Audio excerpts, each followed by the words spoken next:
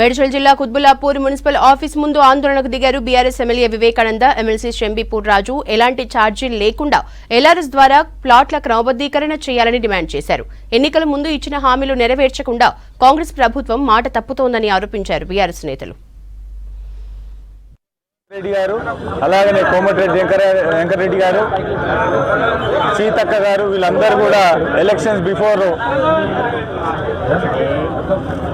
Before LRS free చేయడం జరుగుతుందని చెప్పి ఈరోజు గవర్నమెంట్ ఫామ్ చేసుకున్నారు. వాళ్ళు చేసుకొని ఈరోజు 20,000 కోట్ల రూపాయలు ఎల్ఆర్ఎస్ ద్వారా వసూలు చేయాలని చూస్తున్నారు గవర్నమెంట్.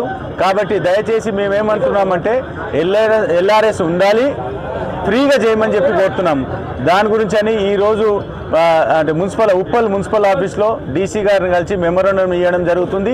అలాగనే ముఖ్యంగా మా యొక్క రిక్వెస్ట్ ఏంటంటే ఎల్ఆర్ఎస్ కంటిన్యూ చేయాలి, వాళ్ళందరూ కూడా ఫ్రీ చేయాలి.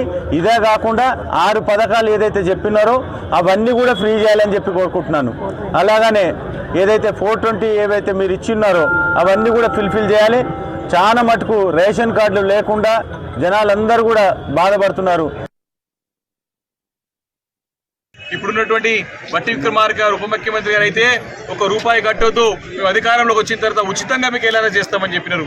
కాబట్టి వీరందరూ కూడా ఈరోజు ప్రజలకు సమానం చెప్పాలా. ప్రధానంగా మేము బీఆర్ఎస్ పార్టీ డిమాండ్ చేస్తూ ఉన్నాం. మీరిచ్చిన మాట ప్రకారమే, మీరిచ్చిన హామీ ప్రకారమే మరి ఎల్ఆర్ఎస్ని ఉచితంగా చేయాలి. ఈ రకంగా ప్రజలు ఇప్పుడే అర్థమవుతుంది కాంగ్రెస్ పార్టీ నాయకులకు నైజం. నిజమైనటువంటి కాంగ్రెస్ పార్టీ వాళ్ళ నైజం ఇదే కదా. ఎప్పుడైనా మాట ఇచ్చి మాట తప్పడమే వారి యొక్క నైజం. ఈరోజు పెద్ద ఎత్తున 6 గ్యారంటీలు అన్నారు. అవి తూతు మంత్రంగా నామమాత్రమైన కొంతమంది 10 మందికి ఇచ్చేసి వదిలిపెట్టి మిగతాలకు గౌరవిస్తలేరు. ప్రజలందరూ కూడా కార్యాలయాలు చుట్టూ తిరుగుతూ ఉన్నారు, చెప్పులు అరిగిపోతా ఉన్నాయి, ప్రజలు బాధపడుతూ ఉన్నారు. మా దరఖాస్తులు ఎక్కడ పోయినాయి, మా స్కీమ్ గురించి ఏందని చెప్పి ప్రశ్నిస్తూ ఉన్నారు.